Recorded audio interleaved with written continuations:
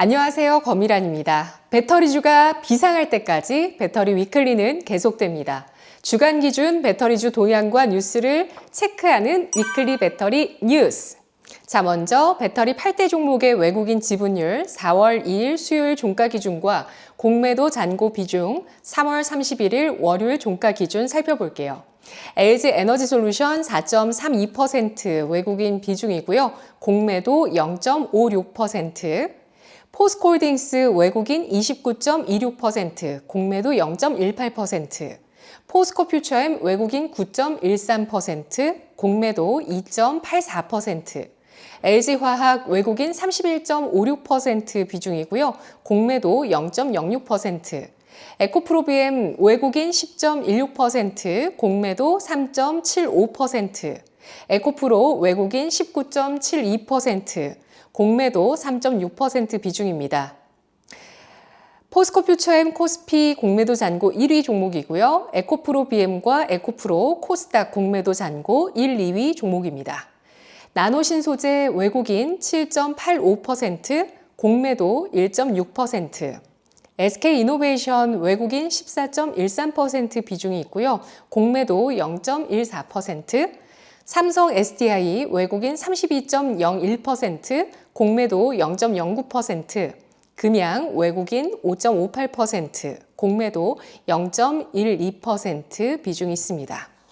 지난 한 주간 배터리 관련 뉴스들 가운데 베스트 5 꼽아보겠습니다. 먼저 5위는 8천억 원 규모 BESS 큰장 선다, 배터리 업계 눈독입니다. 전기차 시장 성장 둔화로 어려움을 겪고 있는 국내 배터리 업계에 모처럼 단비가 내릴 전망입니다. 재생에너지 확대에 맞춰서 정부가 올해 처음 전국 규모로 배터리 에너지 저장 장치 BESS를 도입하기 위한 입찰을 실시합니다. 전체 사업 규모는 최소 8천억 원으로 추산되는데요.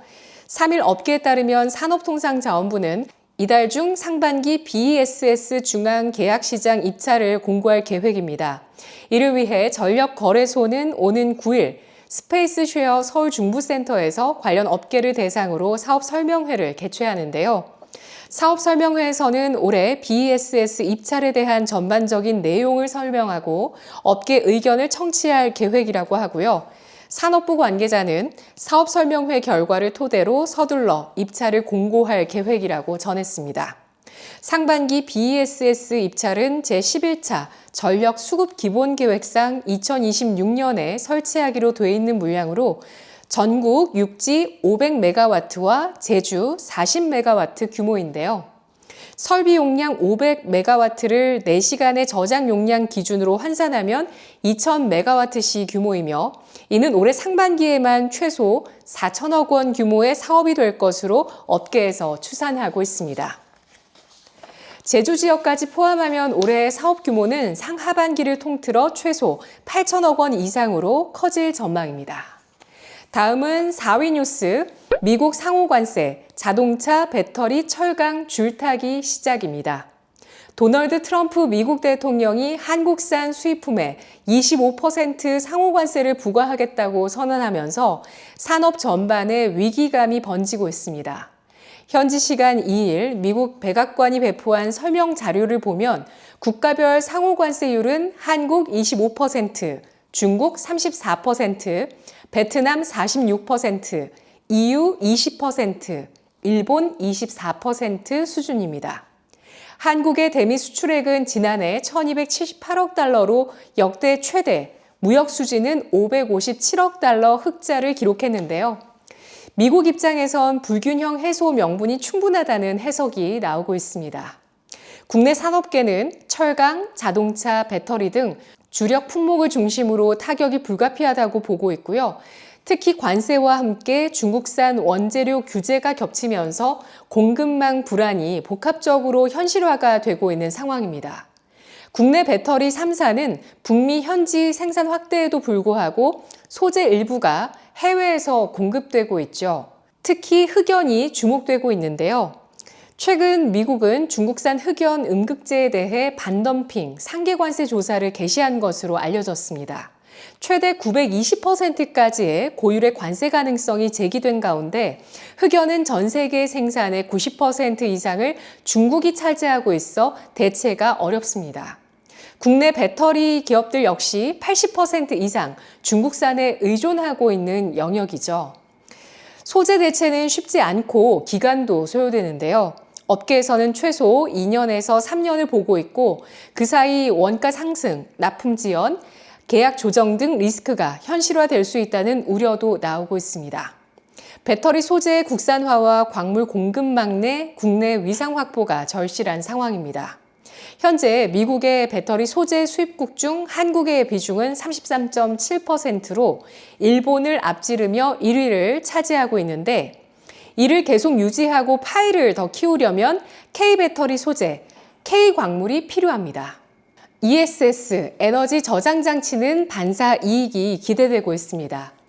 미국이 중국산 ESS 배터리에 34% 관세를 부과하면서 CATL 등 중국 기업들의 가격 경쟁력이 약화될 수 있기 때문입니다. 이때 한국 배터리 기업들이 대체 공급자로 급부상할 수 있겠죠. 트럼프 미국 대통령의 슈퍼 관세 대의가 도래하면서 배터리 업계도 관세가 실적에 미칠 영향에 주목하고 있습니다.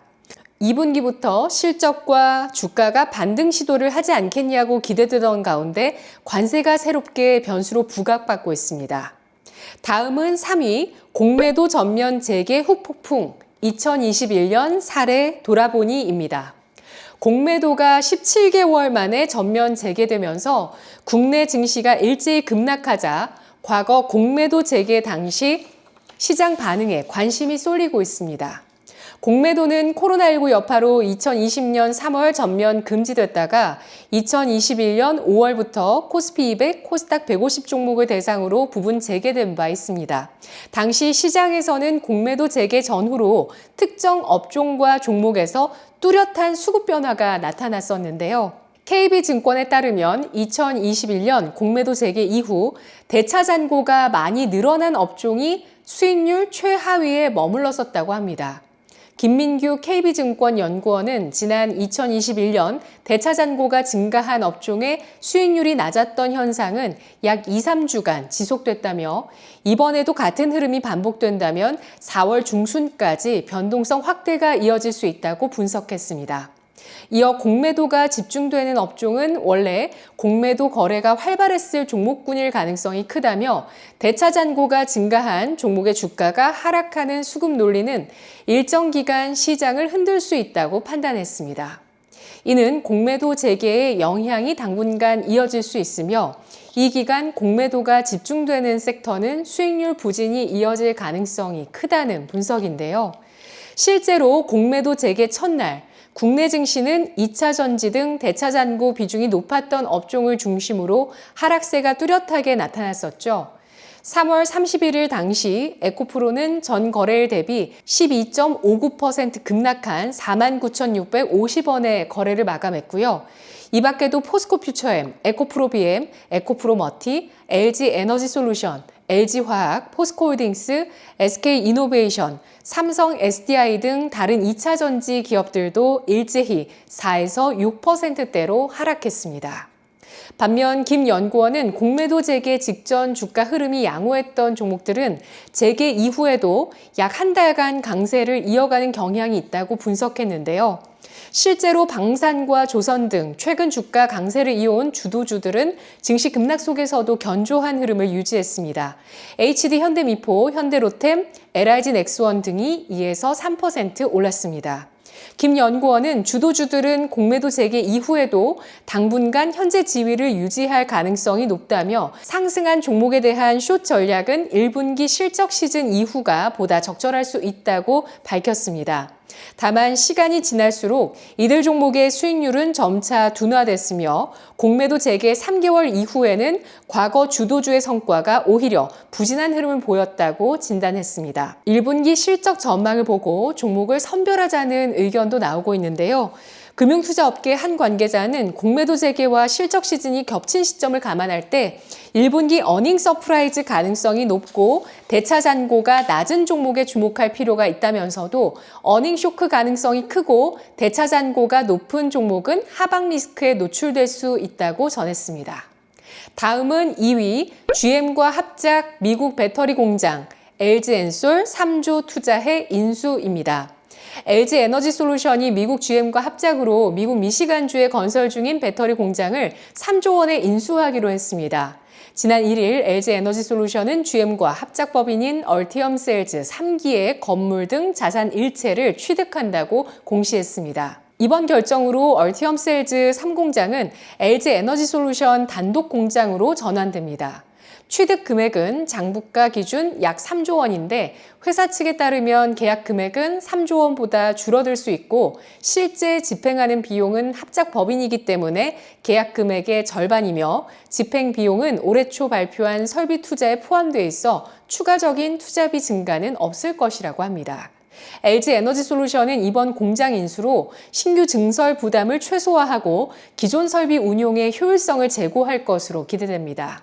김동명 LG에너지솔루션 사장은 지난달 20일 주주총회에서 현재의 위기가 지나면 진정한 승자가 가려지게 될 것이라며 이 시기를 펀더멘털 경쟁력을 높이고 운영 효율화에 힘써 미래에 더 큰 도약을 위한 기회로 만들어 나갈 것이라고 밝혔습니다.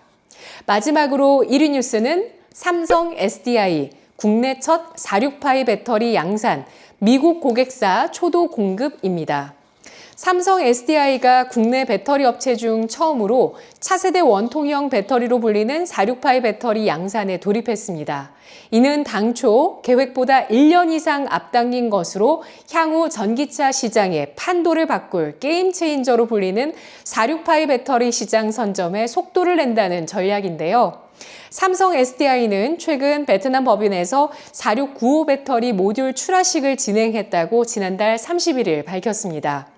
4695 배터리 셀은 천안 사업장 마더라인에서 생산되며 이를 배터리 법인에서 모듈로 조립한 후 마이크로 모빌리티용으로 미국의 고객사에 초도 물량을 공급합니다. 삼성 SDI의 46파이 배터리는 고용량 하이니켈 NCA 양극재와 독자 특허 소재인 SCN, 실리콘 탄소 복합체, 음극재를 적용했습니다.